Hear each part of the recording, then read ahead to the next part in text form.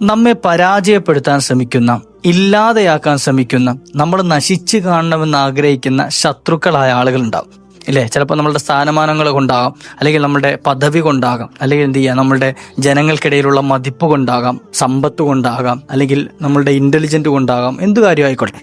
ചിലപ്പോൾ ആളുകൾക്ക് അങ്ങനെ ഉണ്ടല്ലോ, നമുക്ക് കുറച്ച് അള്ളാഹു നൽകിയ നിഅമത്തുകളെ കണ്ടുകൊണ്ട് മറ്റുള്ളവർക്ക് ശത്രുത ഉണ്ടാകുക, കണ്ണുകടി ഉണ്ടാകുക എന്നൊക്കെ നമ്മൾ പറയാറുണ്ട്. ഇത് കാരണമായിട്ട് പല കുതന്ത്രങ്ങളും അവർ പ്രയോഗിക്കും. നമ്മളെ നശിപ്പിച്ച് കളയാൻ ഏത് തരത്തിലും അവർ തുനിയും, അതിനുവേണ്ടി തയ്യാറാകും.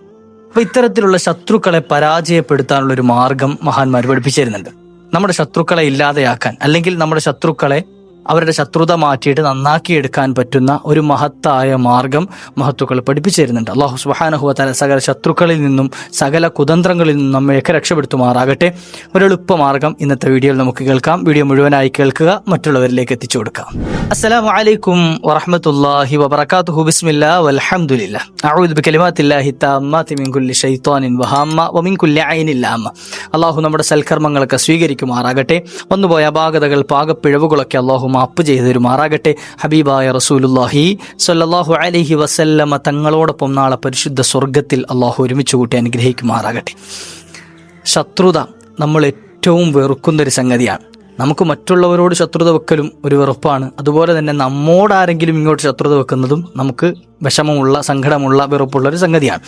ചില ആളുകളുണ്ട് തൊട്ടതിനും പിടിച്ചതിനും ഒക്കെ ശത്രുക്കളാകുന്ന അവസ്ഥ ഇല്ലേ? ഏറ്റവും നല്ല കൂട്ടുകാർ പിന്നീടൊരു കാലത്ത് ഏറ്റവും വലിയ ശത്രുക്കളായി മാറിയ എത്രയോ കഥകൾ നമ്മൾ കേട്ടിട്ടുണ്ട്, നമുക്ക് അറിയുന്നതാണ്, നമ്മുടെ പരിസരങ്ങളിൽ നമ്മൾ കണ്ടുകൊണ്ടിരിക്കുന്നവരാണ്. അതുപോലെ ഏറ്റവും അടുത്ത കുടുംബക്കാർ വർഷങ്ങളായി ശത്രുതയിൽ കഴിയുന്ന ആളുകളുണ്ട്. അയൽവാസികളായ ആളുകൾ പരസ്പരം മിണ്ടിയിട്ട് കാലങ്ങളായവരുണ്ട്. ഇങ്ങനെ തുടങ്ങിയിട്ട് പരസ്പരം എന്തെങ്കിലും ചെറിയ കാര്യങ്ങളുടെ പേരിലായിരിക്കും, എന്തെങ്കിലും നിസാരമായ സംഗതികളുടെ പേരിലായിരിക്കും ഈ ശത്രുത ഇങ്ങനെ വെച്ച് പുലർത്തി അവസാനം മരിക്കുമ്പോഴും അങ്ങനെ ശത്രുവായി തന്നെ മരിക്കേണ്ട ഗതികേട് വരുന്നുണ്ട്. ഞാൻ ആദ്യമായൊരു സംഗതി ഓർമ്മപ്പെടുത്തട്ടെ. 2 മുസ്ലിമീങ്ങളായ ആളുകൾ അവർ 3 ദിവസത്തിനേക്കാൾ കൂടുതൽ ശത്രുക്കളായി മിണ്ടാതെ എന്ത് ചെയ്യുക, നടന്നു കഴിഞ്ഞാൽ, മിണ്ടാതെ ആയിക്കഴിഞ്ഞാൽ അതിൽ ആരാണോ ആദ്യം മരണപ്പെടുന്നത് അയാൾ നരകാവകാശിയായിരിക്കുമെന്ന് മുത്തുനബി സ്വല്ലല്ലാഹു അലൈഹി വസല്ലം. അപ്പോൾ നമ്മളിങ്ങനെ ചിന്തിക്കും, ഞാൻ എൻ്റെ കൂട്ടുകാരനുമായിട്ട് മിണ്ടിയിട്ട് കുറേ കാലമായി, അവനായിരിക്കുമല്ലോ ആദ്യം മരിക്കുന്നത്. നമുക്ക് ആർക്കെങ്കിലും ഉറപ്പിക്കാൻ കഴിയുമോ? നമുക്ക് ആർക്കെങ്കിലും അങ്ങനെ ഒന്ന് ചിന്തിക്കാൻ കഴിയുമോ അയാളാണ് ആദ്യം മരണപ്പെടുക എന്ന്? ഇല്ലല്ലോ, നമ്മളായിക്കൂടെ ആദ്യം മരിക്കുന്നത്. അപ്പോൾ എന്ത് ചെയ്യുക, ഈ ശത്രുത ഇങ്ങനെ വെച്ച് പുലർത്തുക, കൽബിൽ ഇങ്ങനെ കൊണ്ടു നടക്കുക എന്നുള്ളത് തന്നെ ഏറ്റവും അപകടകരമായ ഒരു അവസ്ഥയാണ്. അപ്പോൾ അത് ഇല്ലാതെയാക്കിയിട്ട് പരസ്പരം എല്ലാവരോടും സ്നേഹവും മഹബത്തും അനുകമ്പയും കൃപയും വിട്ടുവീഴ്ചയും ഇതൊക്കെ നമ്മുടെ കൽബിലുണ്ടാകണം. അല്ലാഹു സുബ്ഹാനഹു വ തആല നല്ല കൽബിനുടമകളാക്കി നമ്മയൊക്കെ അനുഗ്രഹിക്കുമാറാകട്ടെ. ഇനി ചില ആളുകളുണ്ട്, അവരുടെ സ്വഭാവം എന്താണെന്നറിയോ? അവരുടെ ആ ഉള്ളിലുള്ള ശത്രുത എങ്ങനെങ്കിലും തൻ്റെ ആ ഒരു ശത്രുത ആരോടാണോ വെച്ചത് അവരെ അറിയിക്കണം എന്ന് ആഗ്രഹിക്കുന്ന ആളുകൾ. അതിന് എന്തൊക്കെ ഉപദ്രവങ്ങൾ ചെയ്യാൻ പറ്റുമോ അത്തരത്തിലുള്ള ഉപദ്രവങ്ങളൊക്കെ ചെയ്യും. ചില സഹോദരിമാരുടെ സ്വഭാവം വീടടിച്ചു വാരി ചവറ് വാരി അപ്പുറത്തെ വീട്ടിലെ പറമ്പിലേക്ക് ഇടുക. എന്ത് ചെയ്യുക, അവരെ ഉപദ്രവിച്ചുകൊണ്ടേ ഇരിക്കുക. ഇങ്ങനെ തുടങ്ങിയിട്ട് അതായത് ചിലപ്പോൾ അവരുടെ വീട്ടിലെ പറമ്പിലെ മാവിൽ നിന്നും പൊഴിഞ്ഞു വീണ ഇലകൾ തന്നെ ആയിരിക്കും, അല്ലെങ്കിൽ അവിടെ നിന്നും പൊഴിഞ്ഞു വീണ എന്തെങ്കിലും ചവറുകൾ തന്നെ ആയിരിക്കും. പക്ഷെ അതൊക്കെ അടിച്ചുവാരി, നമ്മൾ സാധാരണഗതിയിൽ ചെയ്യുന്നത് അടിച്ചുവാരി കൂട്ടി നമ്മുടെ വീട്ടുമുറ്റത്ത് തീ കത്തിക്കുന്ന കൂട്ടത്തിൽ അത് കത്തിച്ച് കളയലാണ്. എന്നാൽ ഈ ശത്രുതയുള്ള ആളുകളാണ് എങ്കിലോ അവരെന്ത് ചെയ്യും, ഇതൊക്കെ അടിച്ചു വാരിയിട്ട് അപ്പുറത്തെ വീട്ടിലേക്ക് തന്നെ ഇട്ട് കൊടുക്കും. അവൻ്റെ ഇലയല്ല, അവൻ വേണേ കത്തിക്കട്ടെ എന്ന്, അല്ലേ അവളുടെ വീട്ടിൽ നിന്ന് വീണ ഇലയല്ലേ അവൾ വേണേ കത്തിക്കട്ടെ. ഈ ഒരു മനോഭാവം വെച്ച് പുലർത്തുന്നവരുണ്ട്. ഇങ്ങനെ തുടങ്ങിയിട്ട് എന്തിനും തൊട്ടതിനും പിടിച്ചതിനുമൊക്കെ പക പോക്കാൻ നടക്കുന്ന ആളുകളുണ്ട്. ഇത്തരത്തിൽ ഇങ്ങനെ നമ്മെ നശിപ്പിക്കാൻ ശ്രമിക്കുന്നു, അല്ലെങ്കിൽ നമ്മെ പരാജയപ്പെടുത്തണമെന്ന്, ആളുകൾക്കിടയിൽ നമ്മെ താറടിച്ച് കാണിക്കണം, നമ്മെ എന്ത് ചെയ്യണം, ഒരു മോശക്കാരനായി ചിത്രീകരിക്കണം, നമ്മെ ഇല്ലാതെയാക്കണം, നമ്മൾ ഒന്നുമില്ലാത്തവനായി മാറുന്നത് കണ്ട് സന്തോഷിക്കണം എന്നാഗ്രഹിക്കുന്ന ആളുകളുണ്ട് എങ്കിൽ അവരെ പരാജയപ്പെടുത്താനുള്ളൊരു മാർഗമുണ്ട്. ആ ശത്രുക്കളിൽ നിന്ന് കാവൽ തേടണമല്ലോ, ശത്രുക്കളിൽ നിന്നും കാവൽ തേടണം. നമ്മൾ ആക്രമിക്കപ്പെടുന്ന ആളുകളുടെ ദുആ അല്ലാഹു സ്വീകരിക്കുമെന്ന്. ആരാണോ ആക്രമിക്കപ്പെടുന്നത് അവരുടെ ദുആഇനെ അല്ലാഹു സ്വീകരിക്കുമെന്ന്. അക്രമകാരികൾക്ക് അല്ലാഹുവിൻ്റെ അടുക്കൽ വലിയ ഇന്നല്ലാഹ ലാ യുഹിബ്ബുൽ ളാലിമീൻ, അക്രമകാരികളെ അല്ലാഹു ഇഷ്ടപ്പെടുക തന്നില്ല എന്ന് ഖുർആൻ പറഞ്ഞത് നമുക്കറിയാം. അപ്പോൾ അത്തരത്തിൽ എന്ത് ചെയ്യുക, വളരെ നിഷിദ്ധമാക്കിയ, വളരെ വെറുപ്പുള്ളൊരു സംഗതിയാണ്, അള്ളാഹുവിന് ഏറ്റവും വെറുപ്പുള്ളൊരു സംഗതിയാണ് മറ്റുള്ളവരെ ആക്രമിക്കുക. അത് മാനസികമായാകട്ടെ, ശാരീരികമായാകട്ടെ, സാമ്പത്തികമായാകട്ടെ, ഏത് തരത്തിലാണെങ്കിലും. അപ്പോൾ ഈ ശത്രുക്കളെ പരാജയപ്പെടുത്താൻ ഒരു എളുപ്പമാർഗ്ഗം ഈ ഹലാക്കിൽ ലാലിമി എന്ന് തന്നെയാണ്.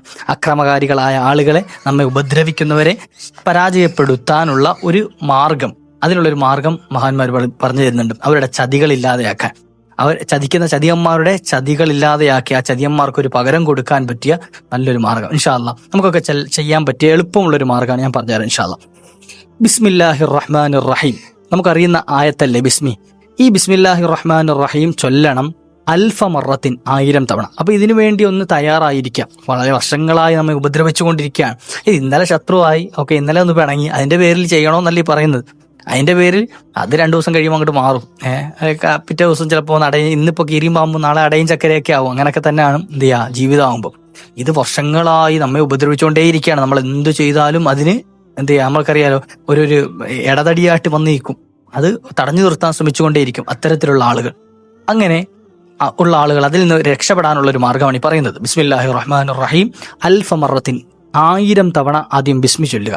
വൽഹംദുലില്ല, അതിനുശേഷം അൽഹംദുലില്ല എന്ന പദം അൽഫ മറത്തിൻ 1000 തവണ. അപ്പോൾ ആദ്യം ബിസ്മില്ലാഹിർ റഹ്മാനിർ റഹീം 1000 തവണ, ശേഷം അൽഹംദുലില്ല എന്നത് 1000 തവണ, അതിനുശേഷം ലാ ഇലാഹ ഇല്ലല്ലാഹു മുഹമ്മദുർ റസൂലുള്ളാഹ് അൽഫ മറ, ലാ ഇലാഹ ഇല്ലല്ലാഹു മുഹമ്മദുർ റസൂലുള്ളാഹ് എന്നത് അൽഫ മറ. അപ്പോൾ ഇത് മൂന്നും 1000 തവണ വീതം ചൊല്ലണം. നമുക്ക് അറിയുന്ന ദിക്റുകൾ തന്നെയാണ് ബിസ്മിയും അൽഹംദുവും. അതുപോലെ തന്നെ ലാ ഇലാഹ ഇല്ലല്ലാഹു മുഹമ്മദുർ റസൂലുള്ളാഹ് എന്നതും 1000 തവണ വീതം ചൊല്ലിയ ശേഷം അല്ലാഹുമ്മ സ്വല്ലി അലാ മുഹമ്മദിൻ വ ആലി മുഹമ്മദിൻ. എങ്ങനെ?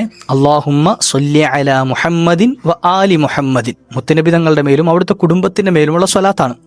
ഈ ഒരു സ്വലാത്ത് അൽഫ മറത്തിൻ, ഇതും 1000 തവണ ചൊല്ലണം. അപ്പൊ 4 മനസ്സിലായോ? ഏത്? ബിസ്മില്ലാഹിർ റഹ്മാനിർ റഹീം, അതുപോലെ അൽഹംദുലില്ലാ എന്ന് മാത്രമേ ഉള്ളൂ. അതുപോലെ എന്ത് ചെയ്യുക, ലാ ഇലാഹ ഇല്ലല്ലാഹു മുഹമ്മദുർ റസൂലുള്ളാഹ്, 4-മതായി അല്ലാഹുമ്മ സ്വല്ലി അലാ മുഹമ്മദിൻ വ ആലി മുഹമ്മദിൻ. ഇത്ര കാര്യം 1000 തവണ വീതം ചൊല്ലിയ ശേഷം അതിനുശേഷം നമ്മൾ ആരെയാണോ ശത്രുവായി കണ്ടത്, നമ്മുടെ ശത്രു ആരാണോ, ഇത് ഇങ്ങോട്ട് ശത്രുത അക്രമം പ്രവർത്തിക്കുന്ന ആളുകൾക്കാണ് കേട്ടോ. ഇങ്ങോട്ട് അക്രമം ചെയ്തുകൊണ്ടിരിക്കുന്ന ആളുകളുടെ അക്രമം തടയാൻ വേണ്ടിയിട്ടാണ്. അല്ലാതെ നമുക്ക് ഇഷ്ടമില്ലാത്ത ഒരാൾക്ക് വേണ്ടിയിട്ട് ചെയ്യണമെന്നല്ല ഈ പറയുന്നത്. മനസ്സിലാക്കിയിട്ട് ചെയ്യണം. ഇങ്ങോട്ട് അക്രമം പ്രവർത്തിച്ചുകൊണ്ടിരിക്കുന്ന അക്രമകാരിയുടെ അക്രമം നിന്ന് കിട്ടണം. അപ്പോൾ ആ ലാലിമിനെ മനസ്സിൽ കരുതിക്കൊണ്ട് എന്ത് ചെയ്യാം, നമ്മൾ ദുആ ഇറക്കണം. എന്നാൽ എന്ത് ചെയ്യുക, അള്ളാഹുവെ ഈ അക്രമകാരിയുടെ അക്രമത്തിൽ നിന്നും എന്നെ നീ കാത്തുരക്ഷിക്കണേ അല്ലാ, ഇങ്ങനെ ദുആ ഇറങ്ങാൽ മതി.